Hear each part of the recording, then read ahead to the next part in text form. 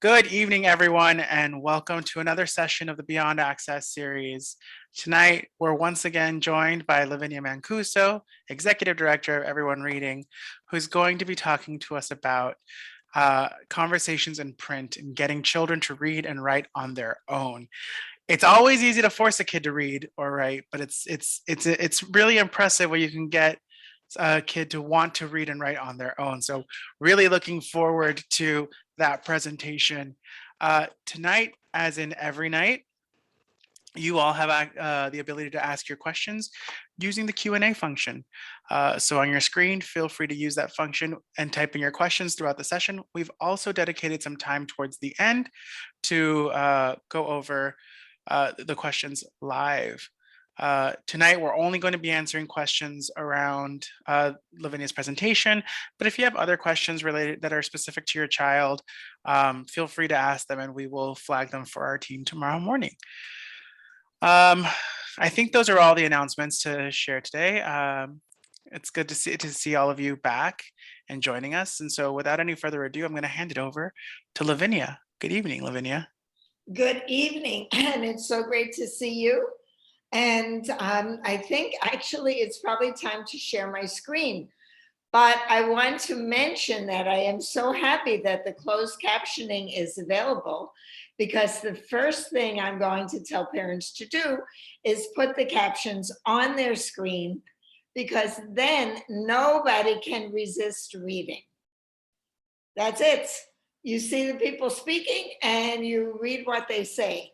So that is rule number one, always put the captions on the screen. And now I'm going to share my screen, if I can make that happen. And I don't think it's happening.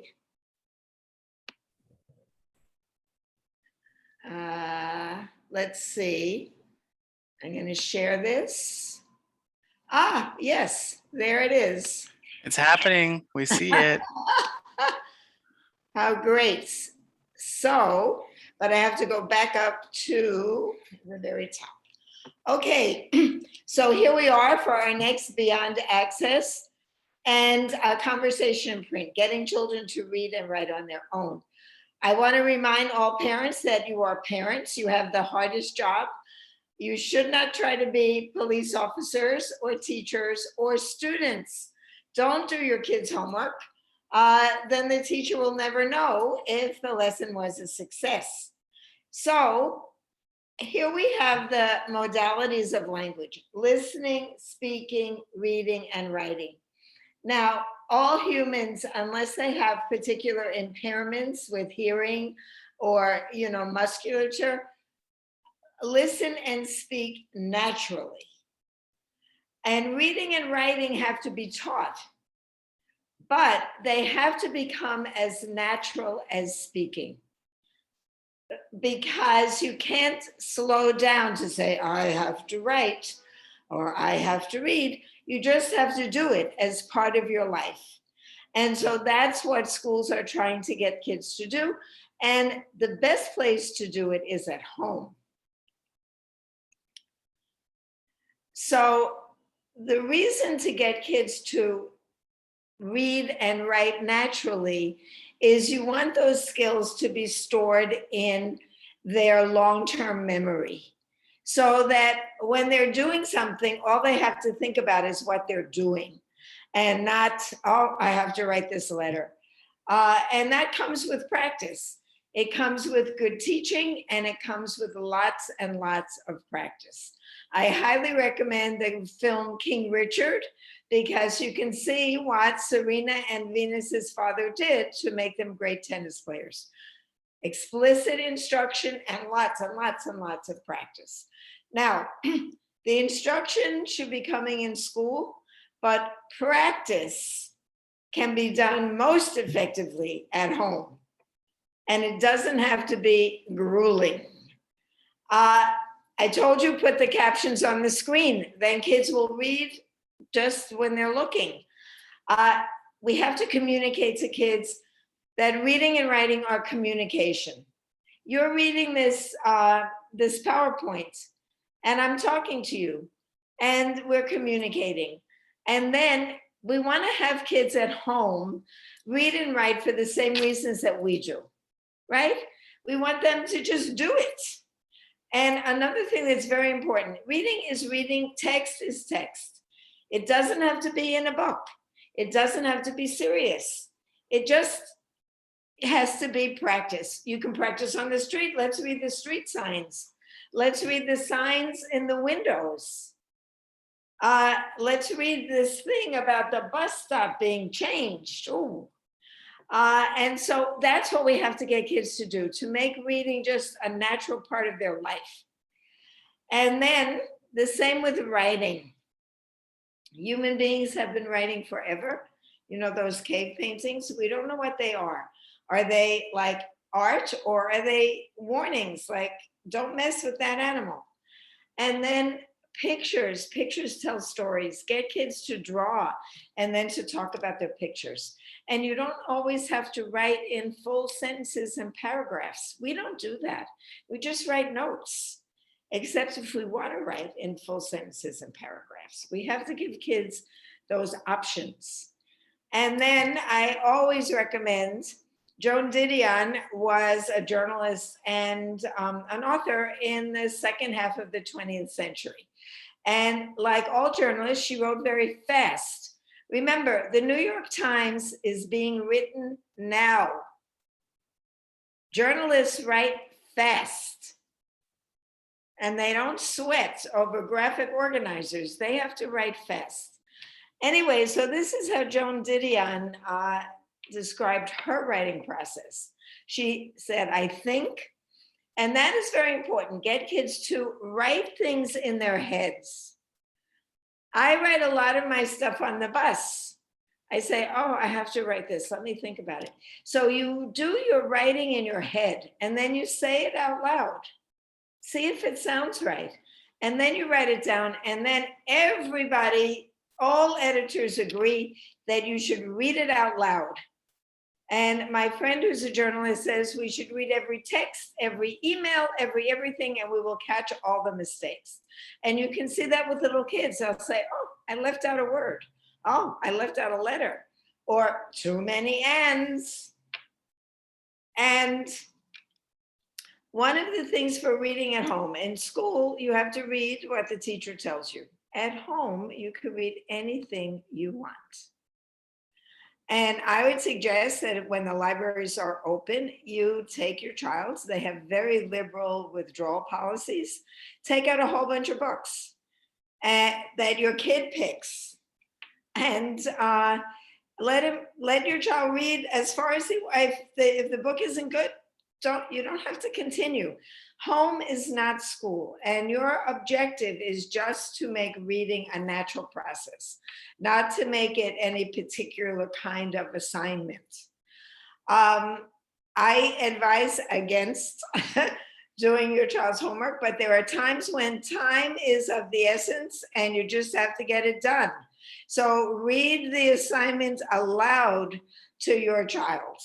A friend of mine who was a great teacher and a fabulous principal had a daughter who was a cheerleader. Obviously, with all that cheering, she couldn't get all her homework done. So they picked science, and at breakfast, my friend would read the science book to her daughter.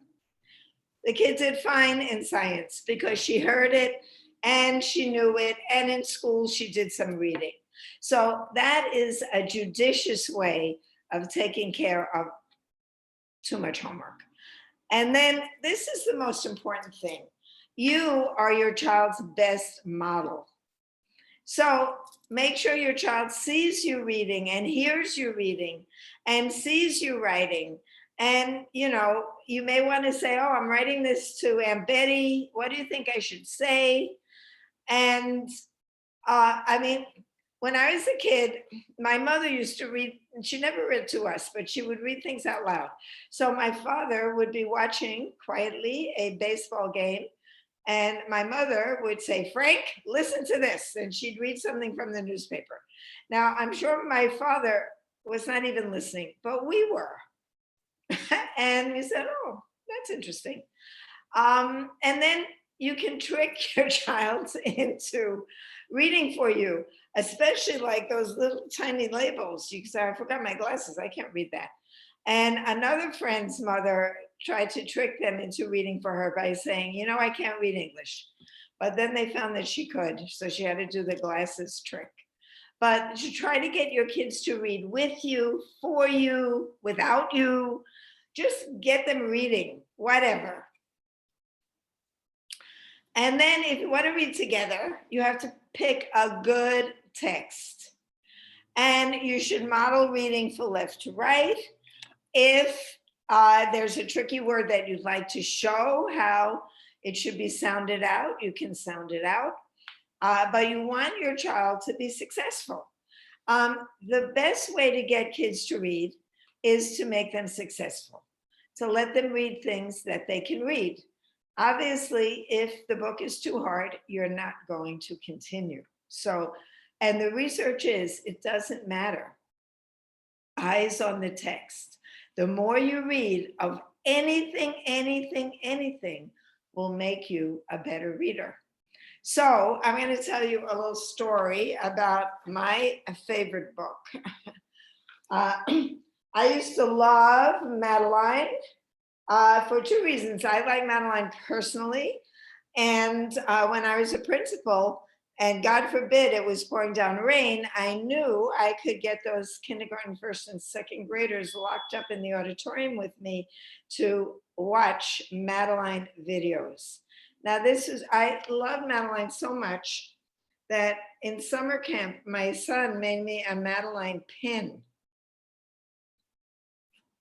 Anyway, so the problem is that not every kid thinks your good book is a good book. And about 2 years ago, I tried to read this book that I love so much to a group of third graders who were not impressed. They preferred books like this, The Day the Crayons Quit. And I'm wondering if now, if next summer, if we can be in person, if those kids will even like The Day the Crayons Quit. That might be, you know, old news, just like Madeline. But humor me, we are going to read a selection of Madeline together. So I will read from the book and you will read from the screen. And we're going to practice different types of reading. So the first type is choral reading. So quickly read the first 2 lines and then we will all read them together. Okay, ready, set for choral reading. In an old house in Paris that was covered with vines. Did you all do that? Good. Give yourself a pat on the back. Now we're going to do echo reading. I am going to read and put my finger going across, and you are going to listen to me, and then I am going to listen to you. So first you listen to me, and then you echo. Live 12 little girls in 2 straight lines. So I want to hear you. You are my echo. That's echo reading. And then the third type of reading, that this is the one that the kids really like the most if they are familiar with the words and the text. So the next 2 lines, I'm going to read them quickly and then we're going to play a game.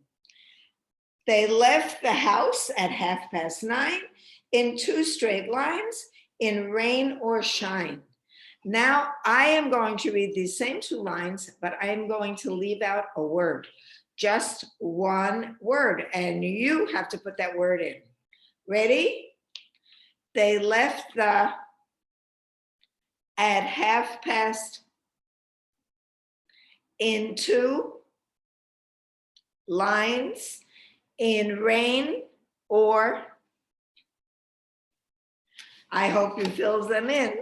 Anyway, that's called close reading, and you will find that your children like that the very best because, you know, kids love games. And then the last one is paired reading, where 2 people read alternate sentences or alternate pages. So you're going to read the sentence. I'm going to listen to you say the smallest one was Madeline, and then I am going to read the end, Madeline and the Bad Hat by Ludwig Bemelnitz. So those are ways of reading together with your children that are not just reading and they listen and maybe one of you falls asleep, like I always used to do when I tried reading to my son. I was out. And then strategies for writing at home. I'm going to show you these things. You write the way adults do, quickly. And, you know, if they like to draw, they like to have them draw and put a caption on it, or have them look at a picture. They could look at any kind of art. The internet is wonderful for finding things. You can find pictures and say, hey, why don't you write a story about this picture? And then you can also I'll show you procedures for cooking. How do you do this? Tell me how you do that. And especially with technology, you and your children can write instructions for Granny to be able to get on Netflix. And just, you do this first, second, third. And that is real writing. And then you could just have a one sentence a day in a diary, and to do things together. Let's write to Aunt Betty together. Let's read Aunt Betty's news together. And this is very important. You're not the editor. The worst thing is if you start correcting everything, boom, boom, boom, you say, oh, I give up. But you have to correct the and those words that repeat all the time. And please, for everybody's sake, encourage legible printing. So your child will be able to read his own writing, you will be able to read it, and the teacher will be able to read it, and so will his friends. And he or she will have a happy life. These are things that I think are very important and have to happen at home. You want to have lots of writing materials around. You want to have Post-its, and you want to tell your kids, just write what you want to say. Even if you want to say on a Post-it, I hate you, then good. Write it and throw it away. Don't put it on a tweet that it will go viral. You certainly don't want that to happen. And I think you have to caution your kids about what you want to write and keep private, and what you want the entire world to know that you can't get back. If you write it on a Post-it and put it in the garbage, that's done. If you write it in a tweet or an email, that's forever. And then down to writing skits for people to act out. Every time I go to the movies, I always look up all the actors, and they all started acting in their living rooms with their family and friends. And very often they wrote their own plays. So think about that, especially if you have a kid who wants to be a comedian, let them express themselves, because reading and writing are communication. Reading and writing is based on speech and listening. So the more kids feel that writing is just an extension of what they say, they will be better. And the best writers, the journalists, the people who write books, that is their goal, to make writing sound like speech so that they can communicate with their readers. Remember, reading and writing are a conversation in print. The author wrote that article for me to read it, and I'm going to write something for somebody else to read. It's a conversation. It's communication. And these are the basics, and we have to remember these. Be sure that your kids can see and hear. Make sure they have an eye test regularly, and you get them glasses, or hearing aids, whatever they need. That is so important. If your child cannot see, your child will not be able to read. And then give them the time and the space to be creative and write. And you know, you don't have to read everything they write. You may not even want to do that. And another thing that I think is really important, in addition to writing in their head, is to make observations, to look around. And I may have told you this, I have a friend who's a journalist, Elizabeth, and an editor. And when we walk down the street, I look at the sidewalk, the cracks. Elizabeth, the journalist, is looking, oh, look at that guy in his underwear up there with the parrot. I wonder what he's doing. And this is capturing observations that she can use later on when maybe she's writing an article. So encourage, children are naturally observant and they naturally note details. And we are the ones who say, look straight ahead, don't, you know.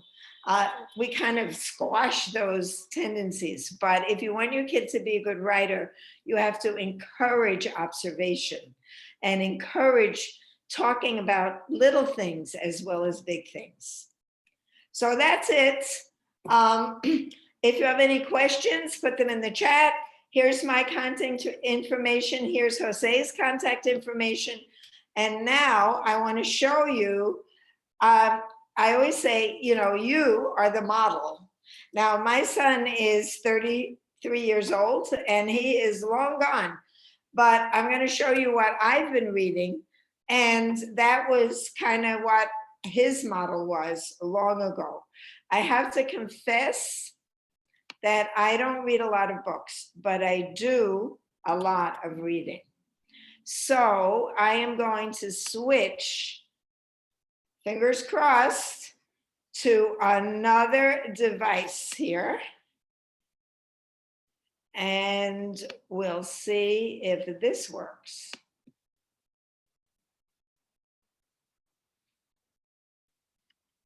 Let me see. I know it's there. Ah.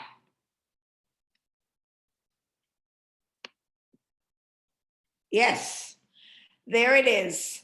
So I want to show you what I read. First of all, I read a lot on my cell phone. And everybody does. And I think it would be good to read aloud to your kid, not, you know, personal stuff, but hey, I just got this message from whoever. And I write a lot on my cell phone. I also, this is a picture dictionary. And it's very informative. You can learn all about new foods. You can do comparison shopping. And yams, you don't know what yams are? Well, there they are, a picture of them. Now, this is the season when you're going to get a lot of cards. Maybe not so many, but since I'm an old lady, my friends send me cards. You know, we're very old fashioned. And the cards have pretty much the same words, you know, pretty much the same words, but you can see that this font is wishing you a joyful holiday and a very happy new year. We're going to see those words over and over again. And sometimes the vocabulary is interesting.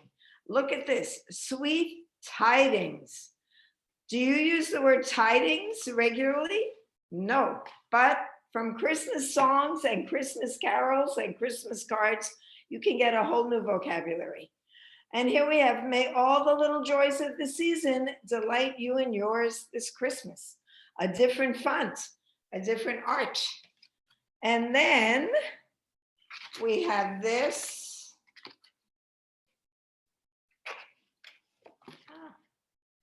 This opened before, you know. Anyway, we have something that is supposed to look like cursive writing here. I don't know whether you can see it.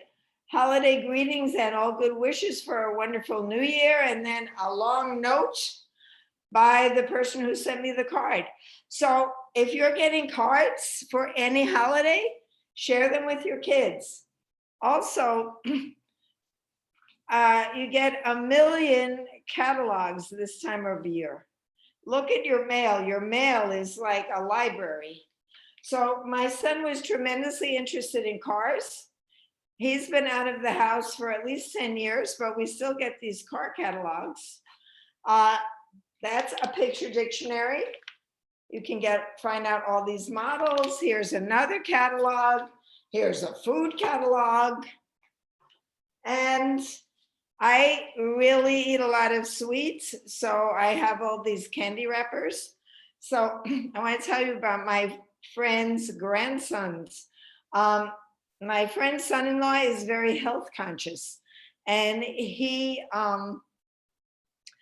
made sure when they were little that they ate lots of vegetables and drank these green smoothies. Well, these two boys are now, I think, 8 and 10, and they are determined never to eat another vegetable for the rest of their lives. And they read everything to make sure that there aren't too many vegetables. So they found out, I don't know, I haven't checked this, and they can read that small print. Anyway, I don't know about here, but they said Kit Kat has vegetable oil. Yuck, right? Okay, then we have a cereal box, right? Look at the text on the cereal box.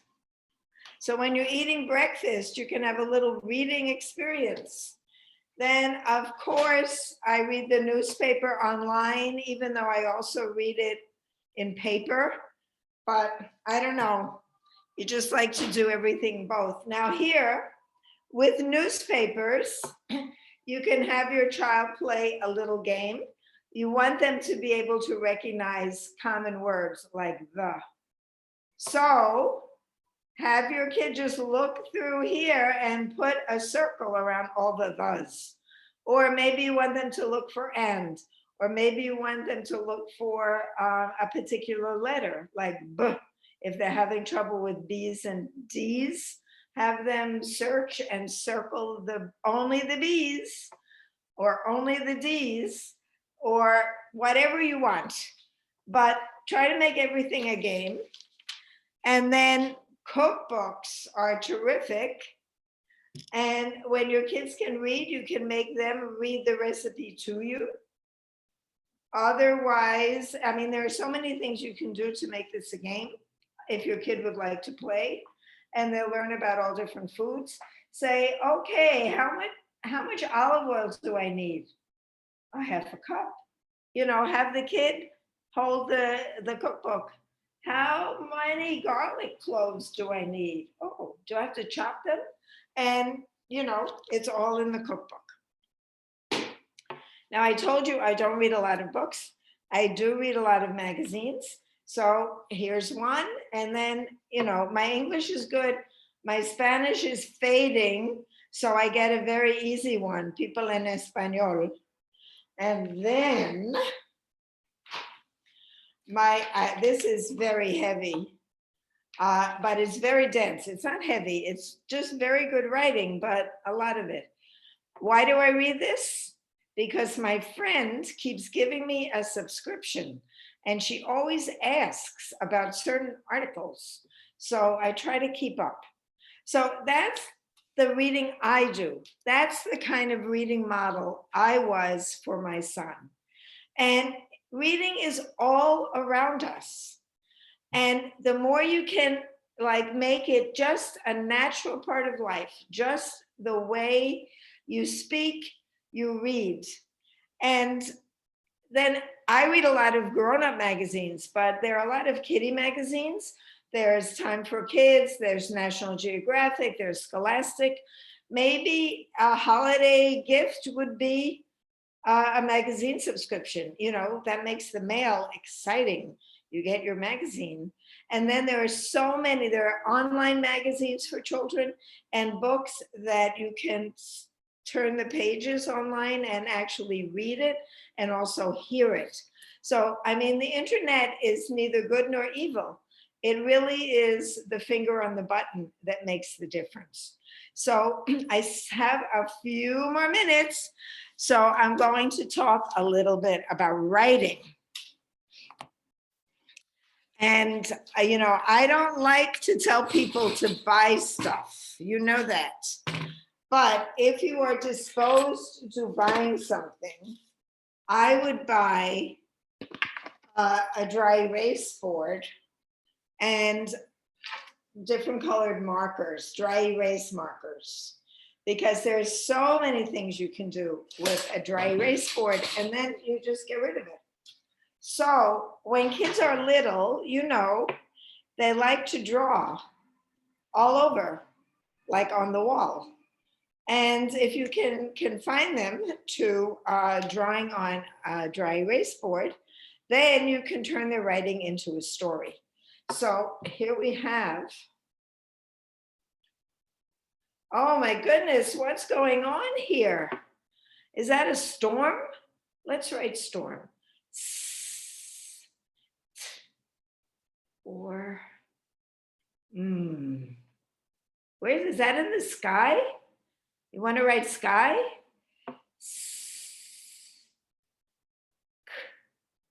I. Or you could write a whole little story.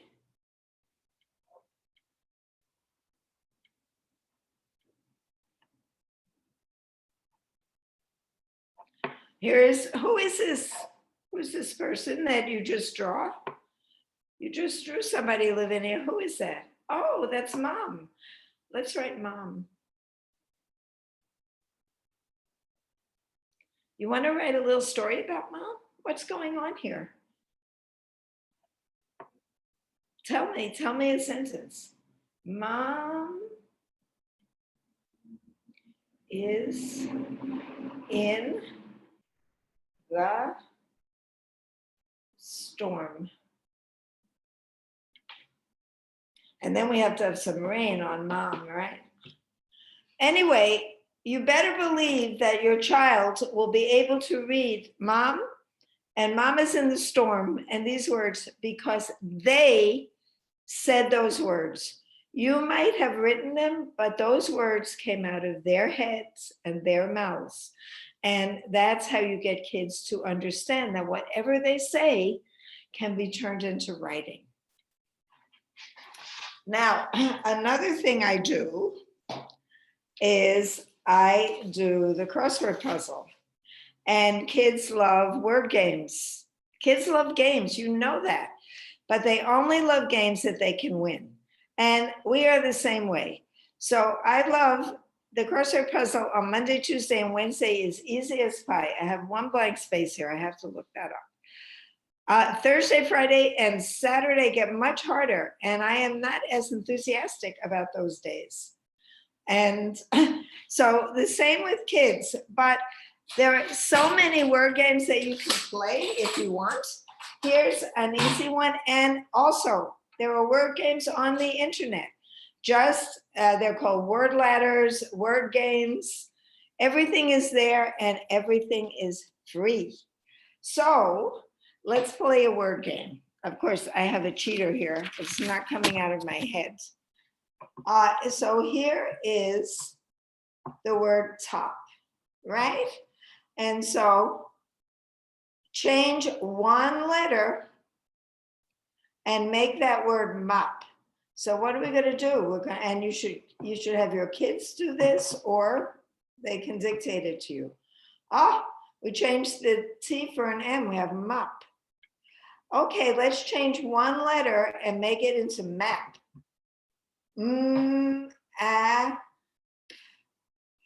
Okay. You're doing fine. We're going to change one letter and make it into lap. What do? Ooh.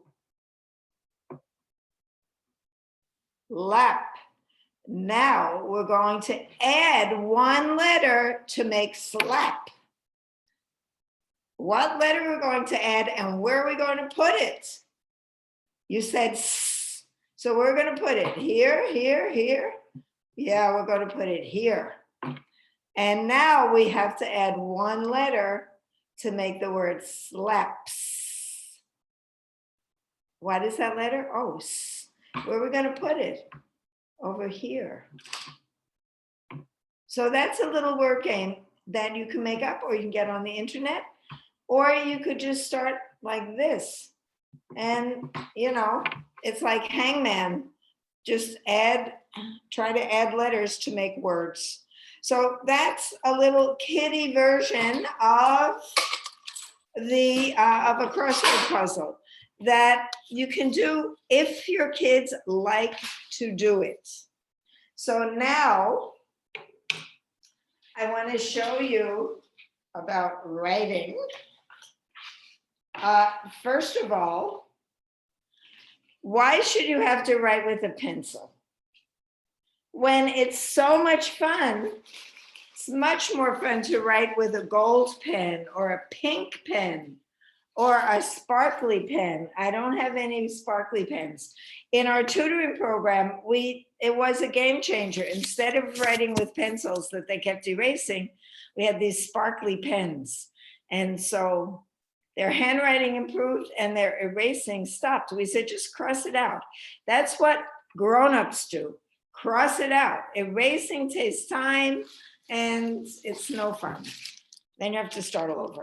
Anyway, have all kinds of notebooks, a pretty notebook, a regulation notebook, a little notebook, another pretty notebook, or a bag. Okay, so this is for Aunt Betty. But I wouldn't write that. I'd have the child write that. And what does it say here? What store is this from? Banana Republic. And I mean, you could do a whole shopping bag walk. Now, this is one weird catalog that came. I don't even know what it's for.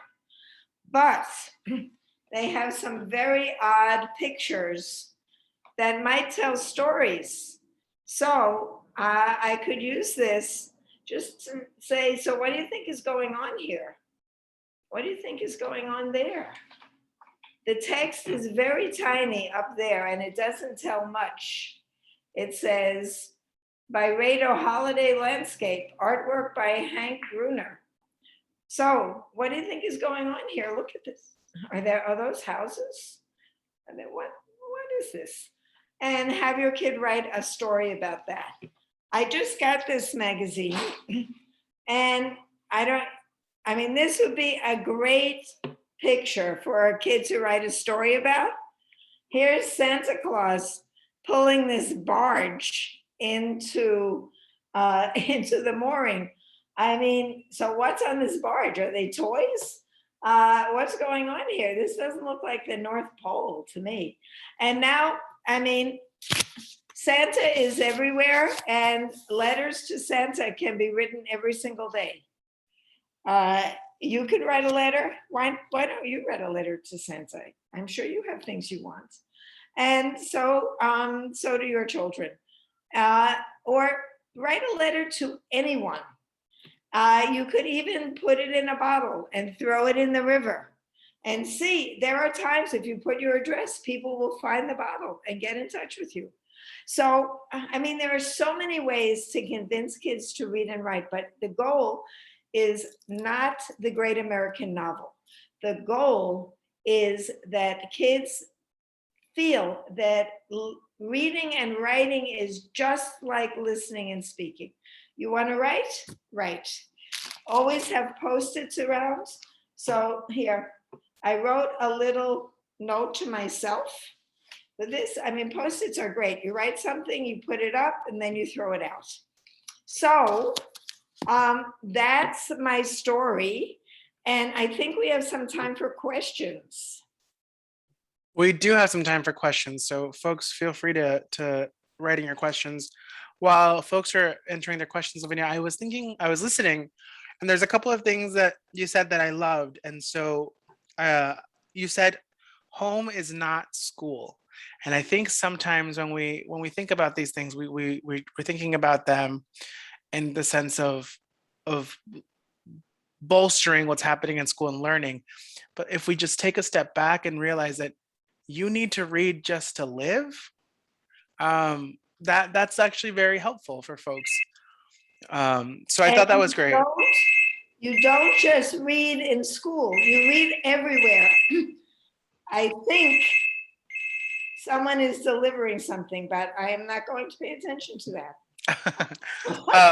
The other thing you said that I thought is really important was you are not the editor.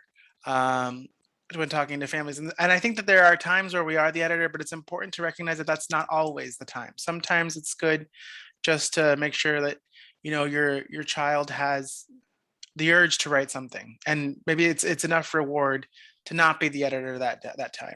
So I thought that was really good, and I think it's interesting of trying to walk that balance and know when is it okay to be the editor and when it's not okay to be the editor. I mean, one way to avoid being the editor is not even to look at it, to have your child read it to you. Then you won't be tempted to start marking it up. Yeah. Say, what did you write? And even if they make up half of it, they are communicating, and some of it is written and some of it is oral, but they're getting the hang of the fact that this is a natural process, right?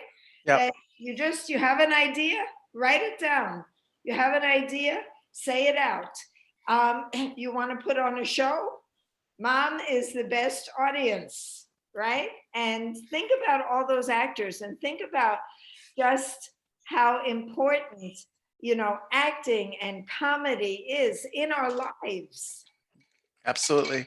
I also like what you were talking about, finding special pens. I think that's amazing because I even do that as an adult, right? So I have pens that I just like because they make me happy. So I have like this pen that's gold and has a unicorn on the top, right? And it just makes me happy. So I want to write with that pen. I also have pens that I might like that have a really fine tip and have a color associated. So this one's dark blue. And then I have pens that are like gel pens that are really flowy and feel nice. So um, it's interesting because it's I tried to avoid the original like Bic pen at all costs, right? But it's interesting that like if we as adults have pens that we prefer to write with, kids do as well. I was thinking also about some of the things that you were saying, and I was trying to think of how when I hang out with my nephews, how do I get them to read sometime? And I remember that there was a phase where um, whenever I visit back home and I get to hang out with my nephews, I take them out to eat, and when we go somewhere, I make them find what they want on the menu. Don't tell me what you want, find it on the menu, right? And I think that those are like really easy things that we can do. So when we're ordering takeout or we're going somewhere else, instead of asking them what do you want to eat, hand them a menu and say, find it. Tell me what you want here, right? Those are perfect ideas of trapping kids into reading and writing without their even noticing it. And then after they do that a few times, they will grab the menu from Uncle Jose and find it themselves. The thing about the pens, if you want to buy your kids a present, take them to Staples and say, you want to buy markers? They love dry erase markers. Or even the dollar store. Yes, any of those things. And you want to buy a teeny tiny notebook? Go to the dollar store. Maybe you want a notebook that's this big, or maybe you want a notebook that's that big. Home is where the heart is, and home is where they're not going to get enough practice in school. They need to do it elsewhere. And encourage them, to read to their friends, have a little, book club, or just, when I saw this on my doormat with Santa and the barge, I said, whoa, what a story. Yeah. And so I think there's also times where you're like, there's unintentional reading that happens, right? So I'm thinking, and if now I've been away from Phoenix for so long that when I go back, I don't really know my way around as well as I used to. So if I'm driving somewhere and I have my cousin with me who's a teenager in high school, I'll ask him, hey, let me know how far, when you see a road sign, we're going to get off on Desert Road. Can you let me know when you see the exit sign? And those are like some unintentional reading things that I'm thinking that we could easily incorporate those in our lives here. So we could say like, hey, we're on the subway, right? Let me know when you see that it's our stop. We're gonna get off on City Hall. Can you let me know when it's our next stop? Um, and then the other thing that I thought about, Lavinia, grocery lists, Yes, right? on a post-it, on a post-it. Write it down, potatoes, rice. I thought that was good. And also, um, what I remember my mom when I was a child, she would make us write our schedule for the day. So she'd hand us a piece of paper and it's like, all right, here, what are all the things we have to do today? Mom has to go to the bank, so we write down bank. We have to go shopping for groceries, write grocery shopping.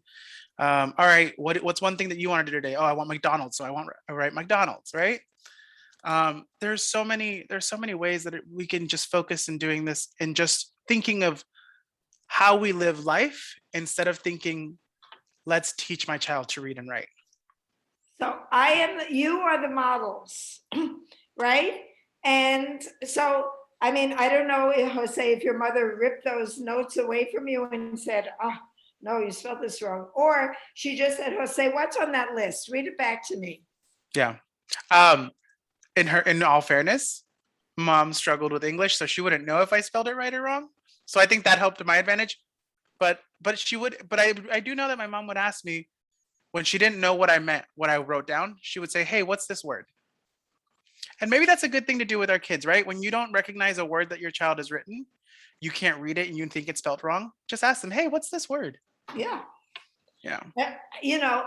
And if your child, I don't want you to pretend that you don't speak English if you speak English, but my friend told me that her mother fooled them for a long time. Oh, I don't read English. You've got to read this to me and translate it. You've got to read it and translate it. How about that for skills? Are you surprised that this girl wound up at Yale with that experience? All right. Oh, Lavinia, your favorite question has come in to the Q&A, and so what age can we start incorporating these strategies? Someone is saying that their child is 3.5 years old and just starting to recognize some letters in the alphabet. So I know we talk about this a lot in the other sessions, but is there too young to start? It depends on your child. And I want to reassure everyone, and I can send this study to Jose, that it's great if kids can learn to read and write early, if they want to and if they can. But don't kill them over it, because guess what? Kids who learn to read and write at 6 years old, by the time they're in 3rd grade, they have caught up. The early readers and the later readers, but if they learn how to read, if they have good instruction, by 3rd grade, it's a wash. So don't agonize over that. The best way to get your kid to be a good reader is to get your kid to be a good talker. I know that's one of the things that you were. Yeah, I was just thinking that one of the things you've talked about in the past is at that age, it's about building language. And so I was thinking about what you were saying about writing a story about the photo of Santa, right, on the magazine that you had. Well, maybe at that age, it's not about writing a story, it's about telling me the story. Hey, what's happening here? Yes. Yes. I mean, you don't have to always put print there. And especially, you want your children to be joyous readers and writers, and to make it natural. And if you're grinding them in it too early, now, I mean, if you're around the world, except here, of course, kids are taught to read between the ages of 6 and 8. Only here are we pushing them to be reading at 3 or 4 or 5. So, I mean, making that, if you want to tell them about letters, that's fine. If you want to do, show them this is how I make this letter, that's great. But you really, the basis of good reading is good language. And they have this thing called the simple view of reading, which is decoding, actually being able to sound out the words times oral language makes for reading comprehension. So the decoding is very important, but the oral language is tremendous. That's how you build vocabulary. And there are some studies, recent studies, that with all of us texting silently, oral language is not being developed as it used to be. It's not so much that parents are not talking to their kids. They're not talking to each other. They're not talking to their friends on the phone. You go to the park, everybody's texting. And so getting that language is so important for young children of all ages. And I mean, now with the internet, you can go on a trip to, a game farm in Africa, and you can talk about the animals there. It's using the internet wisely is a great resource, for experiences. We've been locked up for so long. You can take a field trip on the internet. I think also the when it comes to talking and having conversations, and that's how kids develop language, that's how they develop vocabulary. It's interesting to also see like the different words, because I was thinking as you were sharing the photo with Santa, and you used the word barge to describe what he was pulling, and in my mind, before you even said the word barge, I said boat, right? So it's interesting to see that at different stages in different people, they might use different words to describe the same picture, and that is also like something very interesting to pay attention to. Right. The more words you have, the better. And the more words you have in multiple languages, the better, because they found that bilinguals, it's not this side of your brain is Spanish and this side of your brain is English. It's on a continuum. And they call it translanguaging. And you're constantly plucking from this side and this side, and some of your experiences can only be talked about in one language or another. Someone told me that she never could learn the word avocado because it was an aguacate. That was it. That's what that thing was, and that's that. Yeah, So absolutely. I also think that another thing, when we talk about literacy, we tend to talk about it as if it's only 5, 6, 7, 8 year olds, right? And particularly in this series, we're talking about students with disabilities who really can be on a wide range of age wise, right? So one of the things that I see in the Q&A that I find it interesting is, depending on the age of your child, the signs might be a little bit different, right? So, but when can a parent know when it's the right time to back off, right? Like when am I forcing it too much? How can I tell if my kid doesn't want to read or write because I'm not teaching it right, or because they don't want to, or because they feel like it's too much, right? What are some good ways of knowing when to pull back a little bit? well, I said you're not a teacher. The teachers have to teach. That is their mission. You don't have to do that. And so you want to make reading and writing a pleasant experience. And at home, you can let your kids do some, maybe a kid is not allowed to use spell check in school. Let them use spell check at home. Why not? How about, speech to print? On every cell phone, there are speech to print apps that, and I don't know, I didn't even know what I did. But all of a sudden, all my voicemails come out in text and voicemail. So there I have a speech. I mean, I don't even know what button I pushed.